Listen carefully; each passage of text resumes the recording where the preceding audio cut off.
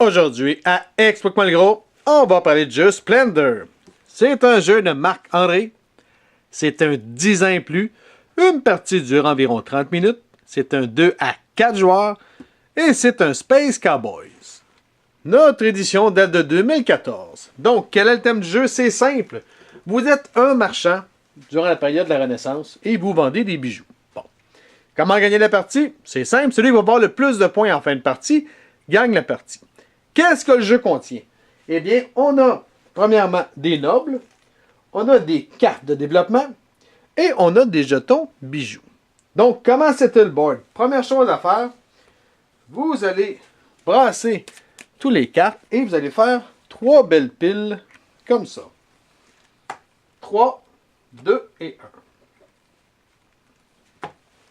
1. Ensuite, vous allez prendre les nobles, vous faites la même chose, vous les brassez et vous allez en prendre autant que vous êtes de joueurs, plus 1. Donc, si vous êtes 4, vous en mettez 5. Et vous les mettez dans le haut de votre grille de jeu. Donc, j'en mets 5 comme ça. On va les mettre en arrêt, hein. Tous les autres qui vous restent, vous les mettez de côté. Vous ne vous en servirez pas pendant la partie. Maintenant, une fois que ça c'est fait, vous allez tourner 4 cartes de chaque niveau de carte, si vous voulez. Donc, 1, 2, 3, 4. Comme ça.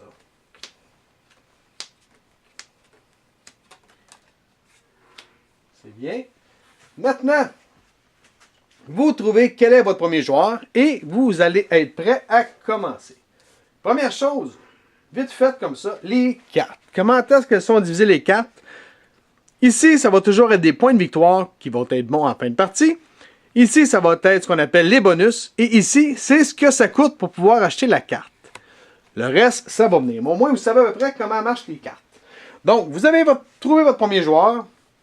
Ensuite, comment est-ce que ça se joue? C'est simple. Lorsque c'est votre tour, vous avez 4 choix possibles à faire à votre tour. Je le sais, j'écris mal, mais je me suis forcé quand même. Donc, première chose que vous pouvez faire, vous pouvez prendre 3 jetons de couleurs différentes. Les couleurs sont ici.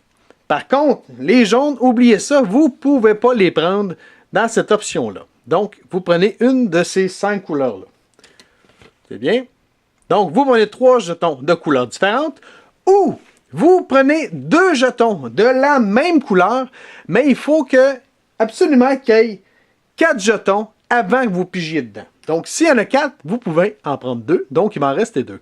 S'il y en a 3, cancelez le projet, vous ne pouvez pas. Donc, c'est bien? Donc, vous pouvez prendre 3 jetons de couleurs différentes ou 2 de la même couleur s'il en reste au moins 4 avant de piger dedans. Ensuite, vous pouvez également réserver une carte et prendre un jeton or. Jeton or, c'est ceux-là. Donc, vous prenez une carte et vous prenez un jeton or. Vous les mettez en avant de vous. Tout simplement. Ben, en fait, la carte, vous la mettez dans votre main. C'est bien. Lorsqu'une carte est prise sur le jeu, vous devez en revirer une nouvelle à chaque fois. C'est bien. Et finalement, vous pouvez acheter une carte développement. Lorsque vous achetez une carte développement, c'est une carte qui est soit dans vos mains ou soit que vous la prenez du board, vous l'achetez et vous la mettez réellement en avant de vous. C'est bien? Bon, comment est-ce qu'on achète des cartes? Si vous regardez celle-ci, par exemple, elle vous coûte 5 pierres blanches et 3 pierres bleues. Donc, dès que vous avez 5 pierres blanches et 3 bleues en avant de vous, mais à votre tour, vous pouvez prendre l'option d'acheter une carte. Donc, vous la prenez et vous la mettez en avant de vous. Ce qui veut dire qu'en partant, vous avez 2 points et vous avez un bonus. À quoi servent les bonus? C'est très simple. Admettons, j'ai acheté cette carte-là. Donc, je la mets en avant de moi. Ça, c'est à moi. Plus tard dans la partie, on en revient une nouvelle. Plus tard dans la partie, je veux acheter, je sais pas moi, je vais essayer d'en trouver une que je ne me tromperai pas des couleurs. Okay? Admettons que je vais acheter cette carte-là. Logiquement, elle me coûte 3 blancs, 3 bleus, 5 verts et 3 rouges.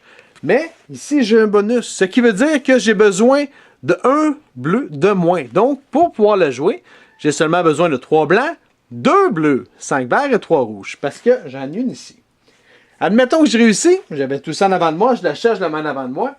Ce qui veut dire que plus tard dans la partie, si je vais acheter, mettons, je sais pas moi, cette pierre-là, eh bien, elle me coûte 2 rouges et un noir. Par contre, un noir, je suis correct puisque j'en ai une ici. Donc, elle me coûte seulement que 2 rouges, tout simplement. Ça se peut que pendant la partie, qu'il y ait des cartes qui vous coûtent absolument rien puisque vous avez tous les bonus en avant de vous. C'est bien.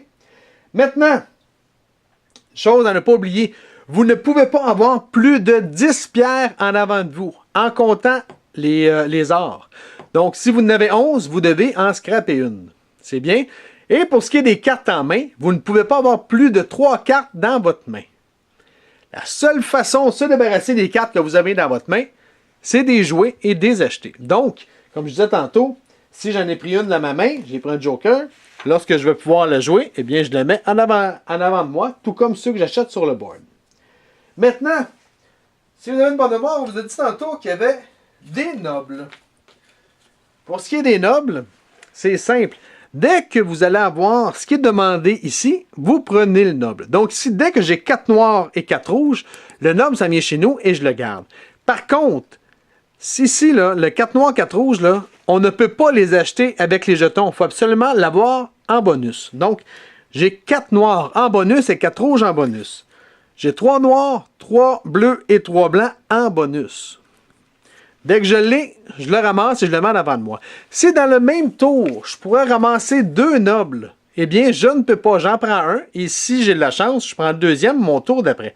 Donc, c'est seulement un noble par tour. C'est bien? Maintenant, c'est bien beau, mais quand est-ce que cette partie-là va finir? C'est simple. Dès qu'un joueur a 15 points, soit sur les cartes, avec les cartes plutôt, et ainsi qu'avec les nobles, dès qu'un joueur a 15 points, on finit le tour de jeu. Donc, pour que tout le monde ait joué le même nombre de tours, on calcule les points, et celui qui a le plus de points gagne la partie. Si jamais il y a une égalité, eh bien, ça va être celui qui va avoir les 15 points avec le moins de cartes qui va gagner la partie. C'est bien? Je récapitule en 4 secondes, point 2. À votre tour, vous avez 4 actions possibles.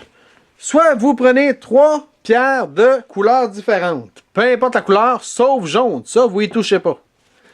Soit vous prenez 2 jetons de la même couleur s'il y a au minimum 4 pierres de la même couleur avant que vous pigez dessus. Soit vous réservez une carte et vous prenez un jeton or. Moi, je veux cette carte-là. Je la mets dans mes mains et je prends un jeton or. Ou sinon, je peux acheter une carte développement. Pour les acheter, c'est soit une carte qui est sur le jeu ou soit une carte qui est dans votre main. Vous payez ce qui est demandé et vous la mettez en avant de vous. N'oubliez pas que les bonus vont déduire le prix des prochaines cartes que vous allez mettre.